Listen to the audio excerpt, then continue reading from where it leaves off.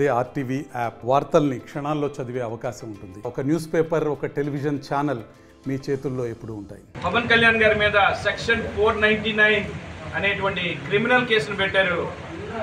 మరి అర్థం కాదు ఏంటంటే మర్డర్లు చేశారా, మానభంగాలు చేశారా?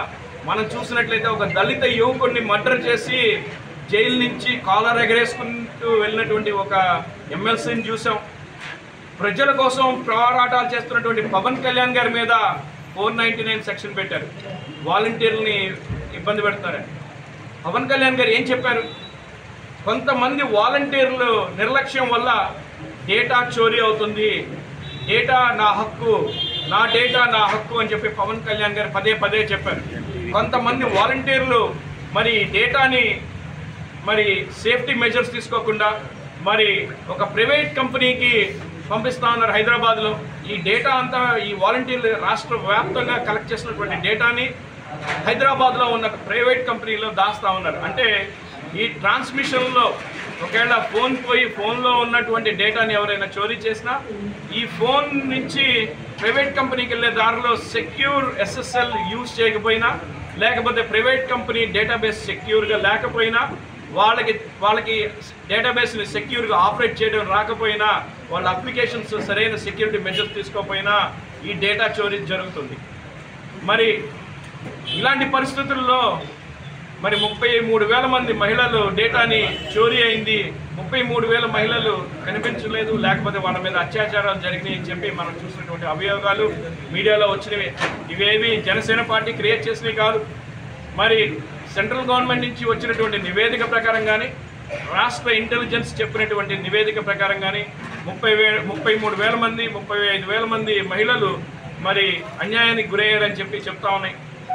దీని అంతటికీ కారణం వారి ఆధీనంలో డేటాని ఎలా భద్రపరచాలనేది వారికి అర్థం కాక, డేటా సెక్యూరిటీ ప్రాక్టీసులు తెలియక మరి డేటా చోరీ జరిగింది. ఆ డేటా వల్ల మరి ఏ మహిళ ఎక్కడుంటుంది, ఏ సింగిల్ మహిళ ఎక్కడుంటుంది, ఒంటరి మహిళ ఎక్కడుంటుంది, ఎక్కడ మహిళలు ఉన్నారు అనే ఇన్ఫర్మేషన్ లీక్ అవడం వల్ల ఇలాంటి దారుణాలు జరిగినాయి అని చెప్పి పవన్ కళ్యాణ్ గారు ఖచ్చితంగా చెప్పారు.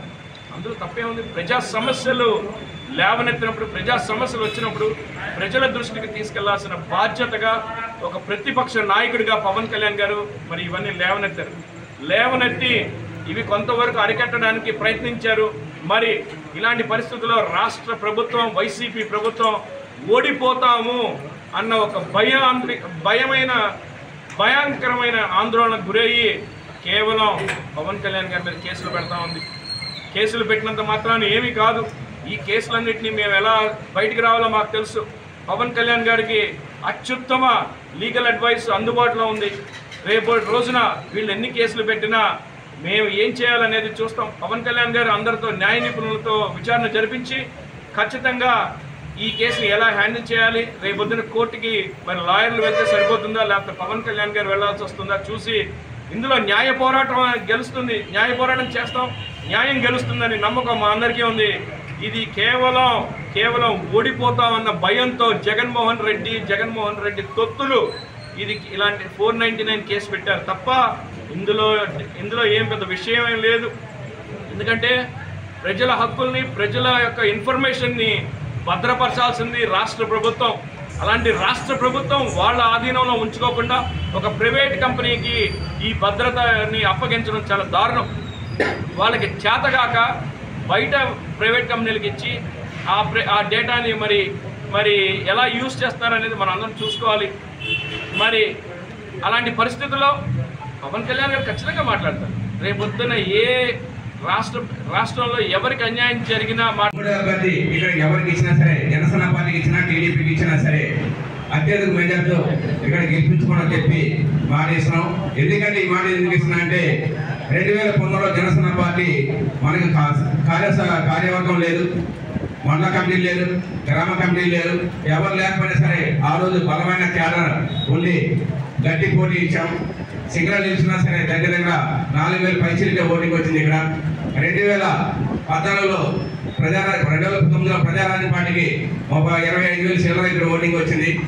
అలాగే ఈరోజు 2024 ఎలక్షన్లో జనసేన టీడీపీ కలయికతో ఇక్కడ భారీ మెజార్టీతో గెలిపించుకుంటాం. ఇక్కడ చూస్తే ప్రతి సమస్య, ఒక్కొక్క సమస్య, ఒక కిడ్నీ సమస్య, ఒక మంచినీళ్ళ సమస్య, ఒక విద్యుత్ సమస్య, ఒక రోడ్డు సమస్య, ఇలా చెప్పుకుంటే కొట్టే చాలా ఉన్నాయి. నవరత్నాలు కాదు, దానికి 9/9 వేసుకున్నా సరే 81 అవుతుంది.